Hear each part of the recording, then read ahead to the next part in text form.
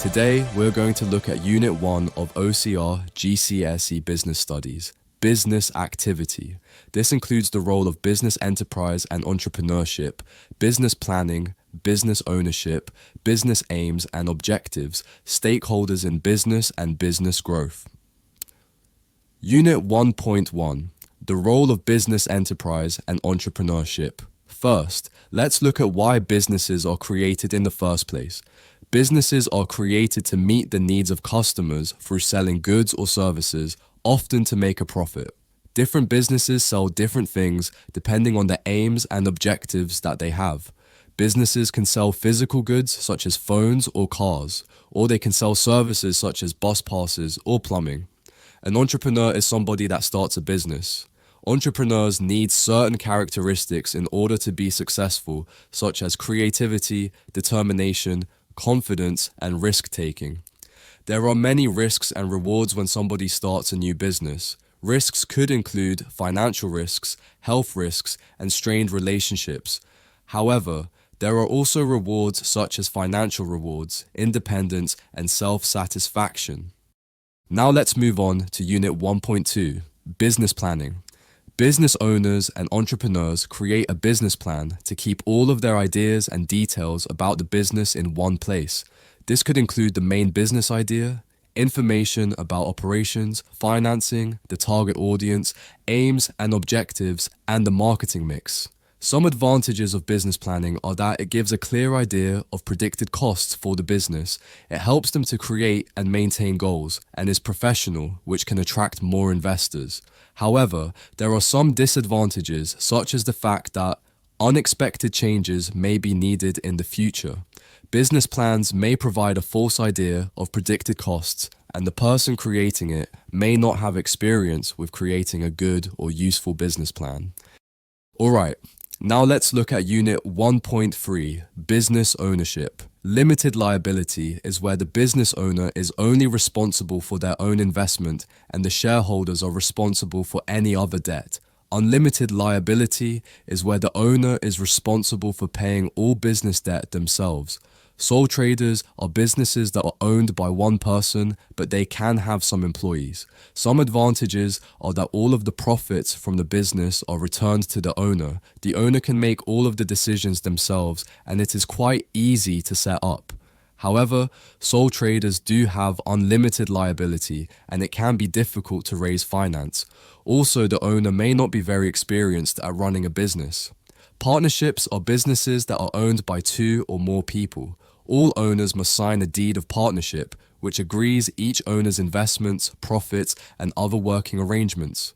Partnerships allow for more ideas and creativity, lower startup costs per owner, and it is quite easy to set them up. However, owners in a partnership still have unlimited liability. One owner could leave unexpectedly, and all profits have to be shared between owners as agreed. Private limited companies, or LTDs, are small or large companies that can sell up to 50 shares privately. Advantages of LTDs are that they have limited liability, selling shares raises finance, and it creates a separate legal personality. However, there is a lot of paperwork involved, and after 50 shares are sold, there is limited growth. Furthermore, LTDs may need to seek professional advice so that they make sure that the business runs properly and won't have any issues. Finally, public limited companies, or PLCs, are larger businesses that can sell shares publicly on the stock exchange. Advantages of PLCs are that they have limited liability, and it is easier to grow as a business when shares are sold. Banks may also be more willing to loan to these businesses because they are much more established. On the other hand, the business no longer gets a say in who buys their shares, and it is very expensive to set up. Additionally, annual reports must be sent to all shareholders. Next up is Unit 1.4, Business Aims and Objectives. Aims and objectives are goals that a business has. One common goal is to make a profit. Profit is the difference between the money invested into a business and how much money is made from it. Another goal is surviving as a business. Survival is where a business tries to keep operating, and businesses can do this by advertising more, having a unique selling point, or identifying new opportunities. Business growth is also a common goal. This is where a business expands over time, such as moving from a sole trader to a private, limited company. Many businesses also want to provide a service, possibly to help others, such as a social enterprise. Finally, a common goal is to increase a business market share. This is the proportion of sales that a business has throughout an entire market. Aims and objectives change as a business evolves. Businesses might change their aims and objectives because they have expanded, have become more well-known, or want to become more ambitious or diverse. For example, a business that's main aim was survival may change to be making a profit because they have become more ambitious.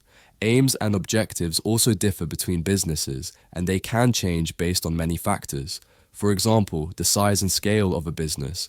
A larger business is more likely to focus on making a profit, whereas a newer business is more likely to be focused on survival. Sectors are different categories of business such as construction, healthcare, and technology. Businesses in different sectors will have different aims and objectives. Up next is Unit 1.5, Stakeholders in Business. A stakeholder is any person or organization that is interested in a business's activity. Internal stakeholders are part of the business. External stakeholders are not part of the business. They are impacted by the business, but can also have an impact on the business themselves. Owners are an example of an internal stakeholder. They want to make profit and be a successful business owner. The amount of time and money that they invest in the business can impact it greatly. Another example of an internal stakeholder is the employees. They want fair wages, job security, and opportunities for promotion. The amount of effort that they put into the business, and if they go on strike, can make an impact. The other examples of stakeholders that we'll look at are all external. The government is a stakeholder of the business too. They want taxes to be paid on time and jobs to be created in the country. They can impact a business by changing laws, raising taxes, or providing grants. The business's suppliers are also a stakeholder. They want regular orders and payments to be made on time. They can impact a business by withholding credit or materials, also known as blacklisting.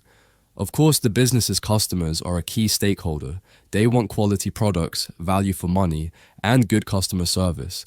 They can have an impact on the business by leaving reviews that influence other potential customers or by boycotting them. The last stakeholder that we'll look at is the local community around the business. They want jobs to be created in the area, little pollution, and ethical behavior. They can impact the business by protesting, forming pressure groups, or boycotting them. Finally, let's look at Unit 1.6, Business Growth. Business growth is where a business expands over time, such as moving from a sole trader to a private limited company. First up is organic growth. This is where a business expands internally, such as increasing the number of employees. There are a few ways to do this. The first way is increasing output. Businesses can increase how many services or products that they provide by hiring more employees or purchasing new machinery. However, it is important to remember that this doesn't guarantee growth. Another way to grow organically is by developing new products. Businesses can create new products and services in order to reach more customers. It doesn't even have to be a whole new product, just a variation. The business can also try to gain new customers. They can do this by running promotions and adverts, opening more locations, implementing a unique selling point, or changing their prices. The last method of organic growth is increasing market share. Market share shows what percentage of all sales in a certain market a business has. The more products a business sells, the more their market share will increase. The flip side of organic growth is external growth. This is where a business expands by being taken over or merging with another business. There are many advantages to external growth, mainly that it is much faster than organic growth. External growth gives access to more employees, equipment, and technology.